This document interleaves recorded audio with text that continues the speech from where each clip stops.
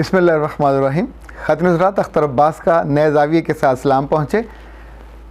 एक साहब ने कहा, मैं बहुत परेशान हूँ, मेरा बेटा मेरी परेशानी की वजह शराब पीने लग गया है और उम्र उसकी थी 17-18 साल। एक और ख़ातून ने अपनी बेटी के बारे में कहा कि मेरी परेशानी, मेरी रातों की नींद उड़ गई है, बदज़ुबान है, बद लिहाज है, बद कलाम है।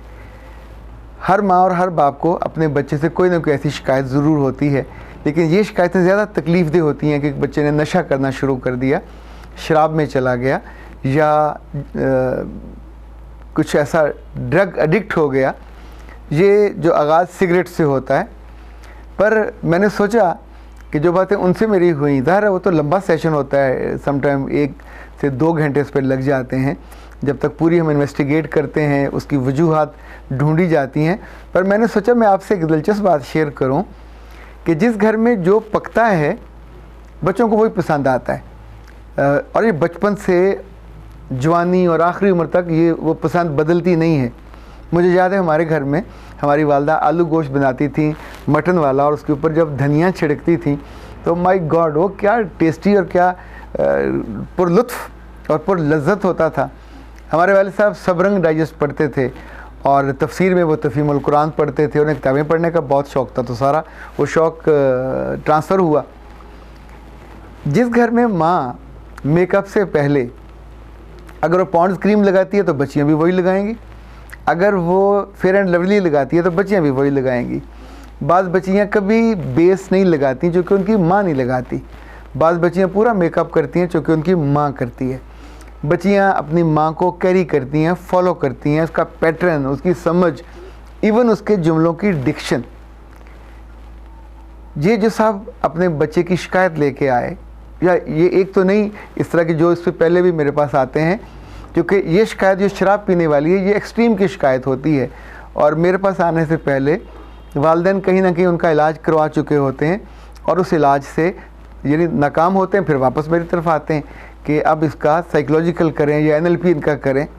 तो ख़ातिन हज़रात, मैं आपको दिलचस्प बात बताऊं कि जिस घर में कोई बच्चा शराब पीता है तो उससे पहला सवाल तो ये उठता है कि शराब उसको दस्तयाब कहाँ से होती है। अगर सिगरेट वो पीने लग जाए तो दस्तयाब होगी तो पिएगा, उसने किसी को पीते देखा तो पिएगा। सारा इल्ज़ाम दोस्तों पे नहीं लगाया जा सकता, ये घर का, ख़ानदान का। हमें लगता है कि स्मोक स्क्रीन है, अगर अब्बा जी पी रहे हैं या घर का कोई और बड़ा इस्तेमाल कर रहा है तो बच्चों को इल्म नहीं होता। बच्चों को सबसे पहले इल्म होता है। जो बाप मीठा खाता हो बच्चों को मीठा खाने से मना कैसे करे, जो बाप खुद सिगरेट पीता हो बच्चों को सिगरेट पीने से मना कैसे करे। मेरे पास ऐसे कितने ही दफ़ा वालिदैन ऐसे आते हैं कि जो बच्चों से ये शिकायत करते हैं कि ये वल्गर और न्यूड और इस तरह की चीज़ें देखता है। तो जब वो बच्चों की बारी आती है तो चूँकि उस वक्त वो अकेले होते हैं तो फट पड़ते हैं कि जी मैंने तो कहीं और से नहीं सीखा, इन्हीं के मोबाइल से देखा, इन्हीं के लैपटॉप से देखा, इन्हीं के सिस्टम पे मैंने पहली दफ़ा मेरा जो नज़र पड़ी और मेरी आंखें फटी की फटी रह गई। आप ये कैसे कहते हैं कि इसको आदत हो गई है। ये जब किसी बच्चे में कोई लत लगने लगे, कोई ख़राबी उसके अंदर दर आए, तो वो मौका शिकायत करने का नहीं होता।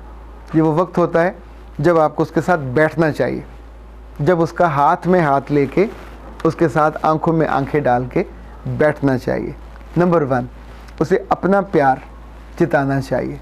नंबर 2, अपने ख़ानदान की कुछ अच्छाइयाँ, कुछ खूबियाँ वो बतानी चाहिए। अगर ख़ानदान में आपके बड़े पुरख और बड़ों ने कोई ख़राबी ऐसी ना की हो, ऐसी बदनामी और रसवाई ना की हो, तो उन्हें बताइए। उन्हें ये भी बताइए कि हर ख़ानदान में और दुनिया के हर कबीले में अच्छे और बुरे दोनों तरह के लोग होते हैं। तो अब तुम किस में जाना चाहोगे, हमारी पहचान किन लोगों के साथ। ज़ाहिर है जो तुम करोगे, जैसे लोगों में जाके बैठोगे तो हमारी पहचान उनके यहाँ, उन सारे ख़ानदानों में, उन सारे लोगों में तुम्हारी वजह से ये होगी कि ये उस ख़ानदान का बच्चा है, क्योंकि ये पूरी लेगेसी 7 साल चलती है। एक बात जो मैंने ज़िंदगी में जानी कि अगर आपके घर में कोई बदलिहाज है, कोई बदज़ुबान है, तो ये आदत बच्चों में ज़रूर आएगी। बीवी है तो बच्चियों में भी आएगी, बेटे में भी आएगी, बाप है तो भी दोनों में आएगी। उस वक्त आप ब्लेम गेम में पढ़ के उस मसले को हल नहीं कर सकेंगे इस मसले का हल न सिर्फ उस चीज़ की अवेलेबिलिटी को कम करना, यानी जो चीज़ दस्तयाब नहीं होगी तो फिर वो कम हो जाएगी। दूसरा, जिस सर्कल में वह है, जिस सर्कल में वो इस्तेमाल करता है, कंफर्ट जोन में है, वो उसका बंद होने वाला है। नंबर 3, उसको कहीं एंगेज करें काम में, यानी जो फारग वक्त है, फारग दिमाग है, ये हमेशा शैतान का घर होता है। नंबर 4, जहाँ कहीं कोई प्रॉब्लम है, इशू है, डिप्रेशन में या एंग्जाइटी, समटाइम ये फैशन के तौर पे भी लफ्ज़ बोले जाते हैं कि मुझे बड़ा प्रॉब्लम था, वो मुझे बड़ी स्ट्रेस थी, तो स्ट्रेस में मैंने शराब पीनी शुरू कर दी।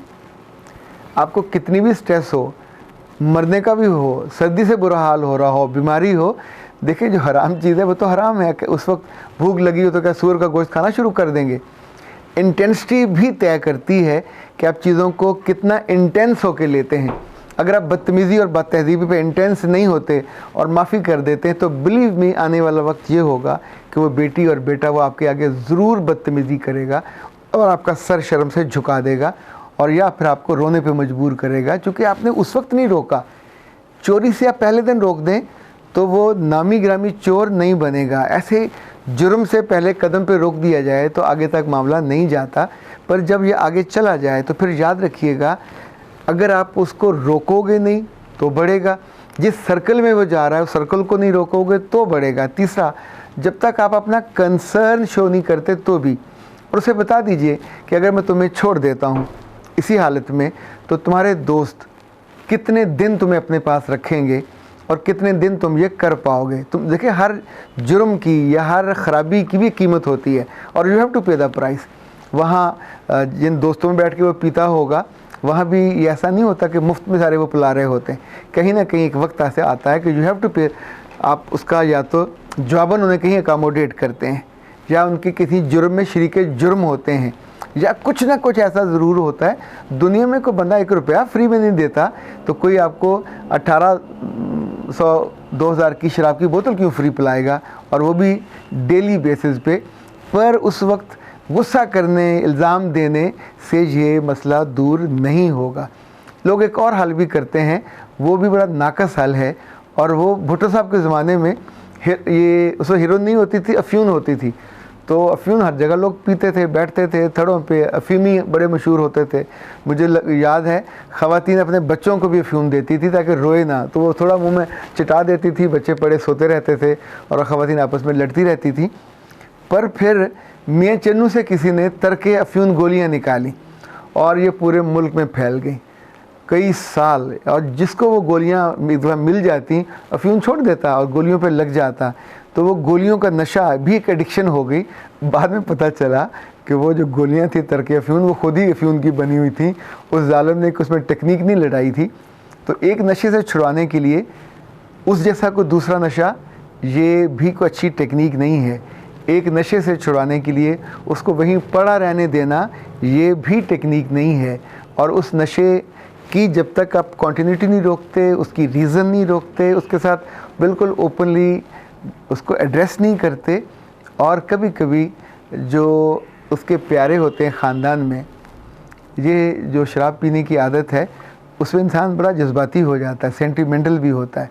तो ऐसे कभी माँ ने गोद में लेके सर पे बालों में हाथ फेरते हुए उससे वादा ले लिया कि मेरे बच्चे, तेरी वजह से मेरी इज़्ज़त, तेरी वजह से मेरी खुशी सब गारत हो रही है, ख़ानदान की रुसवाई होनी बाकी है, तो ये ना कर। ज़ाहिर है इस आदत से ये रुसवाई बहनों के घरों तक भी जाती है, अज़ीज़ व अक़ारब तक भी जाती है। तो इसको अगर सीरियसली एड्रेस कर लिया जाए तो आम तौर पे ये मसला इस छोटी उम्र में हल हो जाता है। मुझे जो एक बात का अंदेशा है कि इन्हें शराब छुड़ाने वाले या नशा छुड़ाने वाले अदारों के हवाले करना समटाइम नुकसानदेह होता है। वहाँ वो ज़्यादा आदी बन जाते हैं क्योंकि उनका उतना कंसर्न नहीं होता। मुमकिन है कुछ अच्छे भी हों, पर जिनके बारे में हमने सुना जाना, वहाँ आमतौर पे उन्हें फ़ीस से गर्ज ज़्यादा होती है, वो उसको बाउंड तो कर लेते हैं, कुछ अर्सा बंद भी रखते हैं। फिर जो ही उनको समझ आती है वो लड़के वैसे भोले बन जाते हैं, छोड़ दी, और वापस आके फिर उसी डगर पे चल पड़ते हैं। अल्लाह ऐसे सब माँ बाप की मदद करे और उन्हें इस मुश्किल से बचाए जिससे वो दो चार हैं। अख्तर अब्बास को इजाज़त दीजिए। अस्सलाम वालेकुम।